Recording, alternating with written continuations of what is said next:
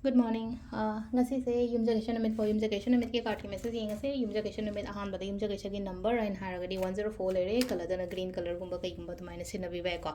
aduma lere ko aduga amana khoina chak thoma da pa yabase tulsi gi mana gumba ko tulsi mana gumba natraga koi gi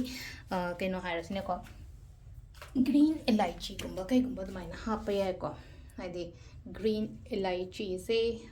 tum good luck gumba kai gumba koina su phai elaichi se ko herbs taga hairaga su leina ko hadi su maina khoina kaino masina ra ko matamda adum pe khaga chaka da bako ka da lera ka di hadi elaichi je pocket taga ha pa ga dum chapiyo ko maina adu masu to we ko no hamada koi card hum ko tang thok charage aduga timing apa basa pe di ngase ko mi gi help kumba su to biyo ko hadi kaino su tare ko khoi gi kari पूर्णिमा को कार्तिक पूर्णिमा देव दीपावली के का ताबसे है तारे सिदा हाइदि मिगी help कुंबा तबजे हाइदि Cheng चाक ओइरो अमा ओइरो को अदुम बोयना high तार को इंजांग ना पी का हाइदि असंग मान गुम इंजांग गा हापगा पीरो ने मुक हेना फरनी ngasi ने मेचे को अदुना लाइदा कटपने कोइना मंदिर चला कलोमना कलोबने को अदुगी महुता लेना को ngसागी हाइदि नीडी ओइबा मी मत पी मतमदा माना हराउ जगदबदो अदुगी खलगा लेना को हाइदि सुगुम्बा सुमाइना हाइ तार को हाइदि खितंग ऑस्पिशियस ओइबा निमित कुंबा से यारगदि हाइदि डोनेशन चैरिटी गुम्बा कई गुम्बा से याम तौबियो को हाइदि सिसिना अखोइदा अमुक का हेना फगने को एंगोंदा येपा पनबो खटपा लेबा मैम दो कोकनी मी मथमोय हराउ हलगदि माना हाइ एगी दमकता ब्लेसिंग्स पिरकनी को अदुम्बा मैम दोनी को इनस्ता मी गी ब्लेसिंग्स तो लौनबगी दमकता हाइदि सिदा ngसागी आइना मीदुदा पीरेना आई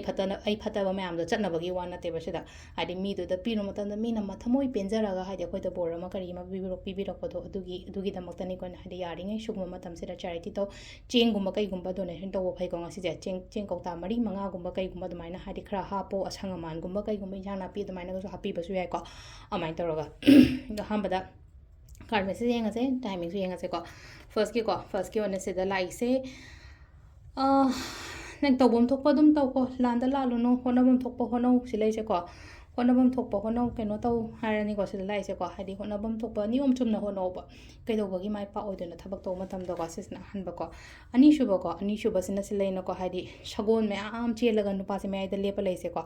अदुना हाइदि पाखतपा थुकतपा कीबा खोटपा अदुम मयाम से यारिङै थादो ngसाइ सगोन अंगावो मयाम मरसिदा हाइदि मासु चेनजुलरगदि ने खाइदना सिदोनि नंका अदुना हाइदि चप हाइदि केमता कॉन्फिडेंटली लेपगा लेसे कीबा खंगदङै हाइदि हाइदि अकीबदु थादो हाइबने केम नतेदा हाइदि अकीबदु थादो अदु से लेपगा लेसे हाइतारे को हाइदि सिद लाइबा केनो से सिगियोना हारगदि नंगी ngसाइ थबा अमा हौगे मतमदा हाइदि इसाजिदा कीबा पाखतपा खोटपा लेरगदि अदुम मयाम दो लोइ थादोपियो को अदुना हाइदि चेंज गुम्बा कईगुम्बा याम लाकनी को अहुम सुबा सिना हाइदि खतंग हाइतारे को बिजी ओइबा नुमित ओइना ओइबदो ngasiसे बिजी ओइबा हारगदि को थबा इंखांग से ऑफिस की थबा ओइरो नत्रगा युम की थबा ओइरो सुगुम्बा मयाम से को अदु सिसिना कोई कार्ड मैसेज लेरे को टाइमिंग जो आपे दियांग जो टाइमिंग पुंग मंगा गा मिनिट कुमरी दैना निपान गा मिनिट 13 फाउंग लेरे को अदगी अमु पुंग मापन गा मिनिट 13 दगिना पुंग 10 गा मिनिट यांखै निपान फाउंग लेरे को अदगी अमु पुंग अमा गा minute 45 दगिना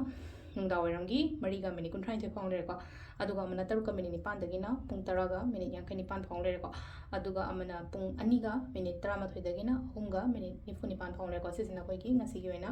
afaba timing ko to se lere ko daily card message ma'am thank you